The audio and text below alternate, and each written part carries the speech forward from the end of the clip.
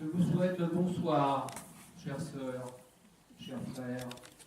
En cet an de grâce 1432, en tant que père abbé, je suis heureux de vous accueillir dans la cour de mon logis. Mais comme vous le savez, notre abbaye a le malheur de jouxter les terres d'un puissant seigneur, Pierre Frottier, baron de Preuilly, dont vous verrez le château tout à l'heure. Mais laissez-moi donc vous conter ces horribles méfaits et comment le roi le punit sévèrement.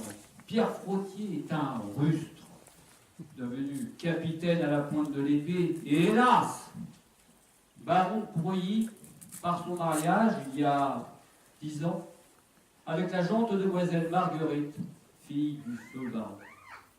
Sous prétexte que j'ai soutenu la tante de sa femme, dans ses prétentions sur les terres d'Yzeure et de la Roche de Pouzet, il a jeté sa vindicte sur notre petit monastère. Des exemples.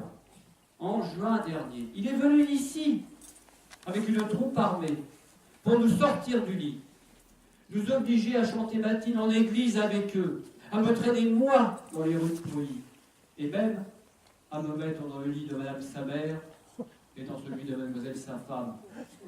Et tout cela en disant qu'il n'était pas empereur et roi dans sa tête. Mais avant cela, il avait obligé nos métayers, de la Grange aux Moines, de la Bourgonnière, à leur fournir qui un attelage de bœufs pour acquérir une pièce de vin à la haie, qui une pipe de vin de Ciréo avec obligation d'en fournir une autre aux vendanges. Il a également laissé paître librement ses chevaux dans les prés et chènevières dépendant de l'abbaye, fait pêcher dans la partie de la Claise dépendant de nous, et organisé au même endroit une joute nautique avec Quintaine entre ses meuniers. Il a même été jusqu'à faire enlever des pierres de taille sur les bâtiments pour construire les tours de son château à moindre frais. Et bien plus grave encore, ces hommes d'armes sont allés jusqu'à tuer plusieurs personnes, dont le propre chapelain et vicaire de notre abbaye. Craignant pour ma vie, j'ai été obligé de fuir cet été et d'aller me plaindre auprès de l'archevêque de Tours, qui a saisi immédiatement notre bon roi Charles VII. Grâce en soit rendue à Dieu. La réaction de celui-ci a été immédiate, puisqu'il a placé l'abbaye sous sa sauvegarde, avec amende de 200 marques d'or pour quiconque nous agresserait, et envoyé un sergent à cheval du Châtelet de Paris pour enquêter sur place. Ah, les résultats ont été suffisamment édifiants pour que le roi retire toute sa confiance au sieur Frottier et le condamne à faire amende honorable auprès de moi. Et bien plus important, l'oblige à restaurer l'église dont la voûte et la coupole de croisée du transept menacent ruine. Peut-être puis-je conclure par deux petites maximes que le sieur Frottier ferait bien de méditer. Bien mal acquis ne profite jamais, et la méchanceté est toujours pure. Mes bien chères sœurs, mes bien chers frères, nous allons devoir nous quitter. Vous êtes attendus en d'autres lieux. Toutefois, j'aurais aimé revenir sur quelques termes de mon récit. Notre langue a dû bien évoluer pendant les presque 6 siècles qui nous séparent. La Quintaine, je vous ai parlé de Quintaine, une joute nautique avec Quintaine. Ça vous parle? Une Quintaine? Non, pas là. Alors, la Quintaine, c'est un poteau en bois, sur lequel on a fixé un écu. Et les jouteurs qui sont là sur une barque doivent venir frapper de leur lance cet écu. Alors, plus dur encore, une pipe de Ciréo. Ah, c'est plus compliqué ça. Une pipe, c'est un tonneau qui fait 450 litres. Ciréo, c'est l'équivalent de 40 de vos euros. Donc ça nous fait du vin à 8 centimes le litre. Une belle piquette. Mais Je vous rappelle qu'au XVe siècle, une personne buvait en moyenne 3 litres de vin par jour. L'amende, 200 marques d'or. À votre avis, ça fait combien ça, 200 marques d'or en euros? Un marque, c'est une unité de poids. Un marque correspond à 245 grammes. Donc 245 fois 200, ça nous fait 49 kilos. Et ça nous fait la modique somme de 1 700 000 euros. Une belle somme suffisante pour que Frottier nous laisse en paix. Et puis la dernière question, la haie. Connaissez-vous la haie? Ah, des professionnels du point. Oui, la haie, c'est Descartes. Effectivement, la haie en Touraine a vu naître notre grand philosophe, mathématicien, physicien René Descartes en 1596. Et donc, juste après la Révolution, la haie en Touraine est devenue la haie Descartes. Puis, c'est relativement proche de vous, en 1967 est devenu Descartes. Voilà ce que je voulais vous dire. Voilà ce que j'avais, surtout ce que j'avais sur le cœur. Allez en paix et que Dieu vous protège. Et si vous rencontrez Frottier, méfiez-vous, c'est le diable. Je vous remercie de me faire l'honneur de vous recevoir dans le parc de mon château en cette année 1549. Je suis le sieur Samuel Gaudon, vicomte de la Rallière, de par ma condition. Je porte d'autres titres qui sont escuyer, ce qui veut dire noble, et secrétaire conseiller du roi. Je suis un financier important à la cour et depuis 8 ans, je suis fermier aux entrées de Paris, qui est une des charges les plus importantes de la capitale. Je dois vous présenter ma sœur Marguerite, qui depuis le décès de son mari il y a 3 ans, a la redoutable responsabilité de surveiller les travaux en cours. Elle vous dira donc ce qui a été fait et les travaux qui restent à faire.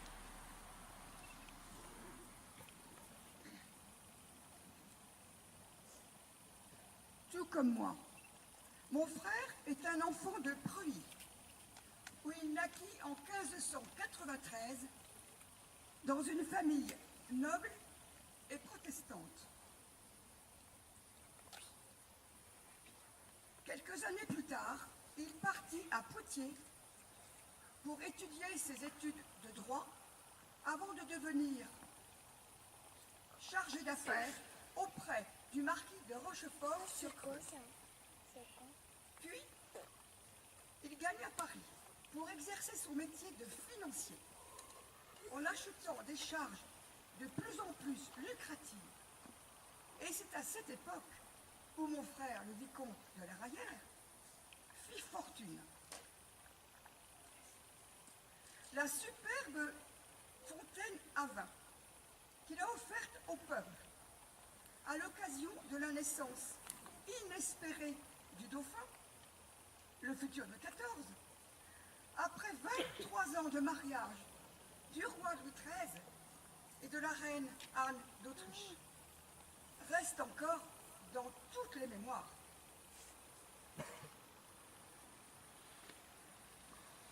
Grâce à ces revenus, j'ai décidé de doter notre ville d'un véritable château, à l'image de ce qui a été fait pas très loin d'ici par feu le cardinal de Richelieu, que j'ai fort bien connu. C'est pourquoi j'ai décidé de m'installer en bord de Claise afin de pouvoir créer un jardin à la française et éventuellement de remodeler la ville autour du château, comme j'ai commencé à le faire, rue des Pavillons, la rue qui monte juste derrière.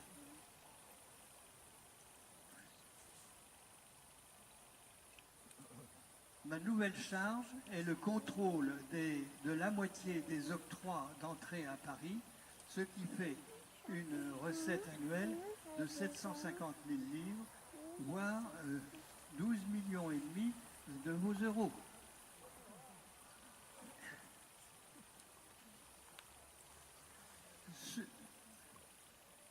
Tous ces revenus auraient dû me permettre de mener à bien la plus grande partie des travaux, mais hélas, la fronde des parlements a éclaté l'année dernière et la première chose que les frondeurs ont faite en s'emparant de Paris fut de m'arrêter et m'embastiller au prétexte que j'étais collecteur d'impôts royaux, une profession extrêmement mal vue. Mais je suis vite retombé sur mes pieds en me rendant indispensable auprès du cardinal de Mazarin, en lui permettant de revenir à Paris après la fronde sans être hué, grâce à ma bourse largement déliée pour arroser le petit peuple qui, rassuré, fut satisfait.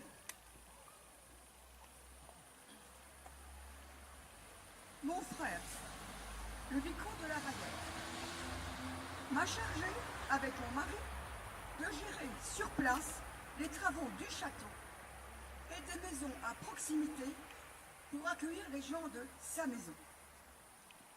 Comme vous pouvez le voir, le chantier de ce beau château à la française est déjà bien commencé.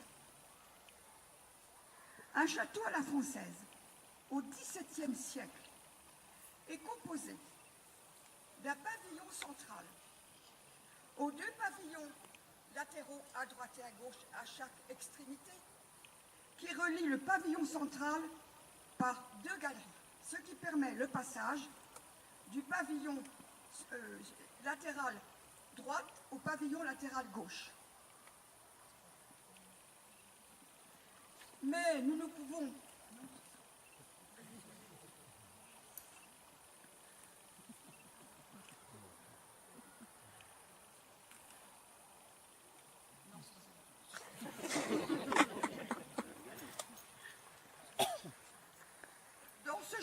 dans ce château inachevé, le pavillon central a son toit, a son superbe toit à l'impériale, que vous pouvez admirer.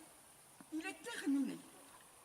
Hélas, il aura perdu un premier étage et son somptueux et superbe escalier d'honneur en pierre à balustre au cours d'un incendie au XVIIIe siècle. Vous pouvez contempler maintenant la galerie à gauche du pavillon central. Le pavillon, la galerie de gauche servait, comme je vous le disais tout à l'heure, de passage du pavillon côté rivière au pavillon central. Mais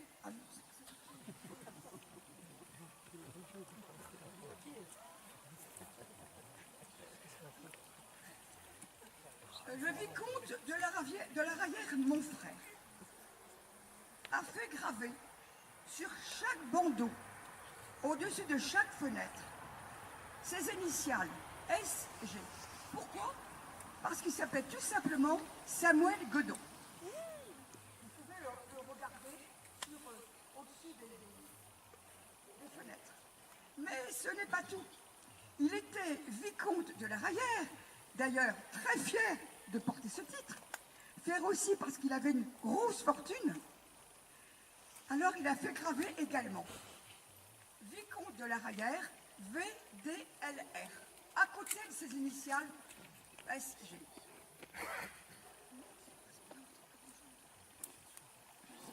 Je suis désolée.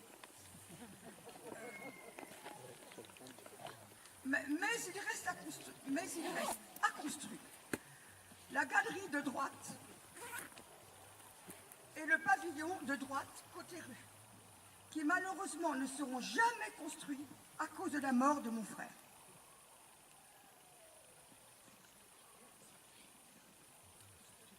Ah, si j'avais encore quelques années à vivre, ce château serait vite terminé.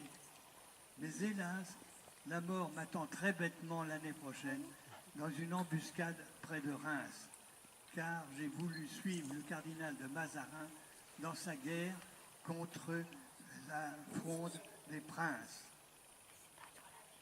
Notre beau royaume connaît trop souvent des révoltes et hélas, ces routes ne sont vraiment pas très sûres. Après la disparition de mon frère, nous avons poursuivi les travaux encore pendant 2 ans. Mais les moyens financiers étant devenus très faibles, hélas, le château est resté inachevé. Un crève-cœur pour nous. Espérons que nos lointains successeurs sauront reprendre le flambeau.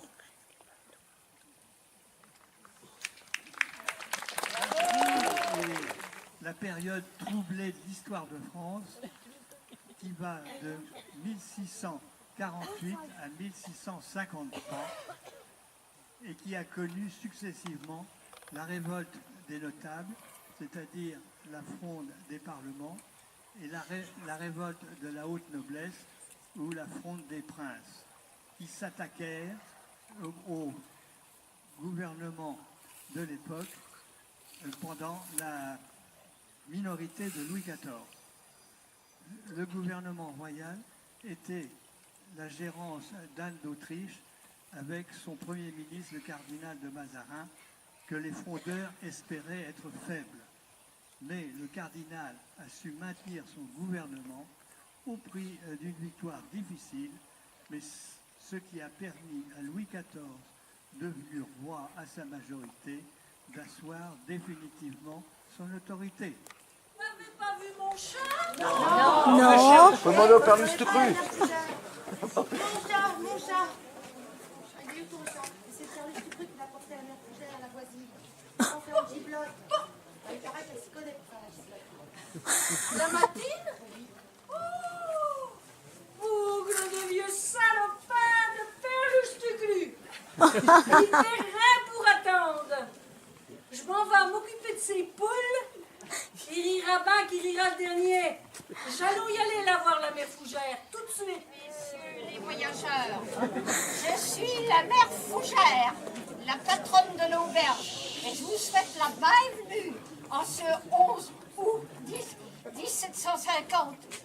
Pendant qu'on dételle les chevaux du coche et qu'on les emmène dans l'écurie derrière nous, je vais vous causer un petit peu de notre auberge de l'écu de France.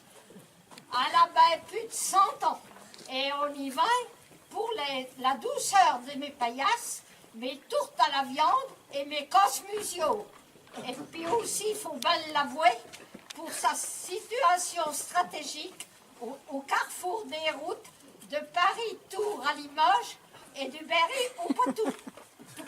Je sais que vous avez passé une longue journée de voyage pour venir de Loches. Si sûr, et certains d'entre vous sont partis de Paris depuis 10 jours. Si sûr, à la vitesse d'une lieue à l'heure, il n'y a pas de miracle. Il paraît qu'il va y avoir des calèches rapides qui vont... me font rire, comme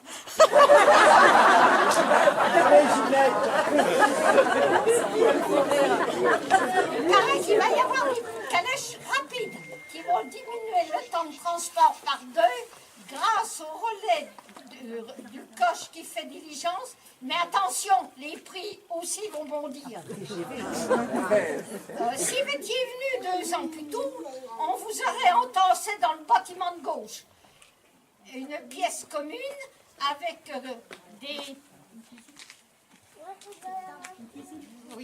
une pièce commune avec une cuisine, des tables, une chambre pour les dames et les bourgeois en haut et les autres dans l'écurie.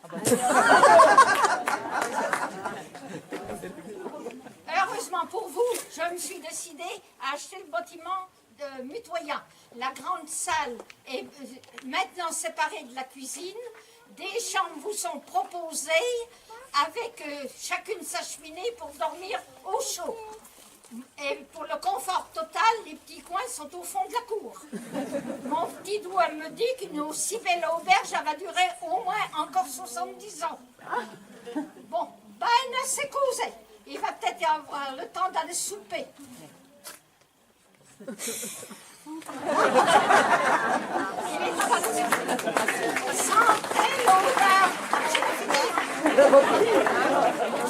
sentez l'odeur de la bonne soupe au pain. Vous pourrez faire chabot ou à émiotte avec le breton de nos coteaux. Dites-moi, mère Fougère, vous parlez du breton, qu'est-ce que c'est? C'est un excellent vin de Touraine que l'on buvait au moment de Rabelais. Et peut-être que les gens ne savent pas combien mesure une lieue. 4 kilomètres environ. Et les coches qui font diligence, qu'est-ce que ça veut dire ça? Les coches qui font diligence sont apparues en 1760. Leur nom a été raccourci en diligence, mot que tout le monde connaît grâce au western américain.